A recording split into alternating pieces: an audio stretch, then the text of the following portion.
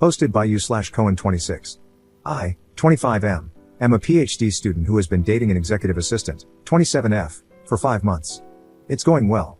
We have a lot of fun, and we're both crazy busy, so frequently our dates consist of Chinese food and Redbox movies, but it's all good.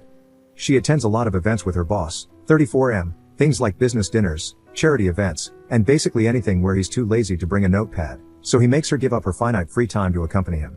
I get invited to some of these events, partially because I want to actually see my girlfriend, and, due to school and work, I went to the first one last weekend, a dinner at his house, a casual business mixer type deal. I was underdressed. My definition of business casual was navy slacks and a button-up. By the time I showed up, admittedly a little late, it was too late to stop by my place and fix it. Oh well. I'm confident, so I don't care. But she seems to and is slightly irritated. We get there, and I meet her boss, who's kind of smug and a bit of a prick but seems nice enough.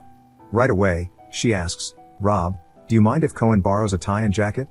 I didn't relay the dress code. He says, "That's unlike you, but sure.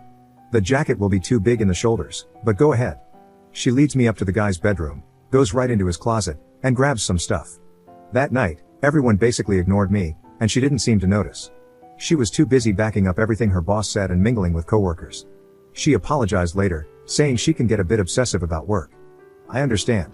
I vowed never to go back, and that was that. Last night, I was over at her place and using her computer for some assignment since mine is down. I went to send myself an email of my work, her email was already open, and I figured it would work just as well. Until I noticed the subject of one email was your boyfriend. I opened it. It was from her boss. "Boss, your boyfriend has my favorite tie. Procure it promptly. Of course, you would choose that one out of the 100 others. Wench. Girlfriend, it's already back in your closet. I can't help it, he looks nice in red, hee hee. What did you think of him, anyway? Approve? Boss, he looked like a little kid playing dress up in my clothes. But in all seriousness, he is a little kid. He's still in school and in an immature place. He's not husband material. You want kids and a house in a couple of years. Date someone who can give you that. Date a man. Girlfriend, thanks for being honest. I value your opinion. Husbands aren't exactly growing on trees, though." That was the last email. I left soon after and haven't talked to her about it. I feel completely disrespected. At the same time, I read her email, which is a no-no. How should I approach this? Update 6 days later. I followed the advice, some of it, and told her how I stumbled across the email and all that. She was upset that I read her work emails but understood why I wasn't happy with what I saw. She explained that her boss is more than just a boss, he's also a friend, and they've been through a lot together. In the 3 years they've worked together, they've each lost a parent, her father was estranged from her family, and none of her siblings would go with her to the funeral, but her boss volunteered and helped her handle it, and have climbed the corporate ladder together. She explained that the email was private, similar to me asking a friend on Facebook what they thought of her and her reading it. So, I'm a little uncomfortable with it and their closeness in general. I also told her it irritated me that she didn't clarify what business casual meant in her world. She said that a button-up would have been fine, but I wore a plaid one, a nice plaid button-up, not a lumberjack style, and that was too casual. She also told me she was mad at me for being late, explaining that it's important to Rob that when he hosts, she arrives early, on time is late, and late is very late. We didn't address the bigger issues, babies and marriage, because it's just too soon, and we went on our way, happy for the week. Until last night, around 2 a.m., her boss called, saying he was sick and needed her to check up on him, etc. She was about to leave when I expressed my discomfort, and she reluctantly invited me along. She told me to keep my distance from him and just wait, it shouldn't take long, and she'd use my presence as a reason not to stay too long. We get there, and he's in the front room, so I can't avoid him seeing me. He's in his trousers, which I'm not happy about, and is obviously quite sick and furious about being sick. My girlfriend is ridiculously tender with him, rubbing his hair and telling him how they can reschedule most of his meetings. Except for one, which they'll make a phone meeting. They'll work from home tomorrow, and she'll get everything in the morning and bring it to his place, etc. He makes eye contact with me as I'm hovering as close to the door as I can, feeling like an interloper, and he almost looks smug. I swear to God, he did.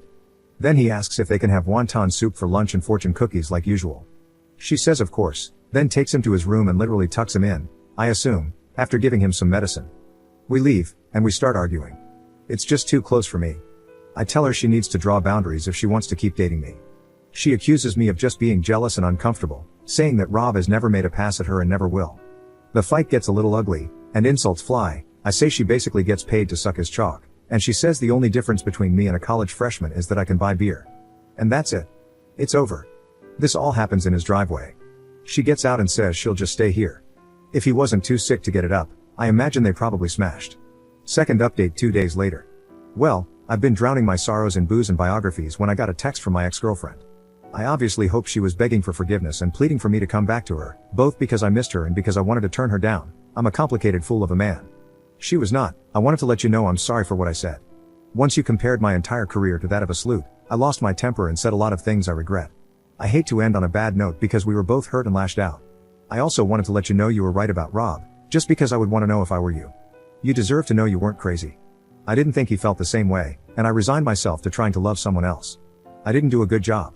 How could I when he was constantly there? But it turns out he's felt the same way all along. He just didn't think he could cross the line. It had to be me, because Rob felt, as my superior, there was no appropriate way to confess his love. 2 years of us being stupid and stubborn, but we are finally together. We're hashing it out with HR now, and they're not giving us any problems. Sorry we put you in the middle of our personal games. I wish you all the best. So screw me. She's going to live happily ever after, never loved me, and I wasted 5 months. Gonna become a monk now? Reddit, G2G find God. Edit. I don't want to do an update because there's no reason to, but I would like to say that I don't begrudge her happiness or wish her any harm. I'm a little bummed that it ended this way, because, despite everything, she was a fun girlfriend. We did a lot of fun stuff together, and she even used Reddit, so we had a lot to talk about. She's extremely smart, honestly, she does a lot of her boss's work and gives great feedback, and if it weren't for her messed up family, she would have gone on to be an executive, not an assistant. But I'm not getting drunk or wasting away. I'm just having a few cold ones and playing video games because I'm an introvert, and that's how I cheer myself up.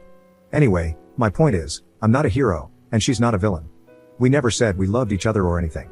I saw it maybe heading in that direction, unless I end up teaching in Nebraska or something. I said a crappy thing to her, and it all unraveled from there, and now that it's done, I realize I started it. I'm a little disappointed and a little bitter, but I don't hate her or wish for her to lose her job or get crabs. I just kind of want everyone to be happy, and maybe to get laid this weekend. Not that we'll be friends, I just don't have time to hate her. Thanks for all the advice.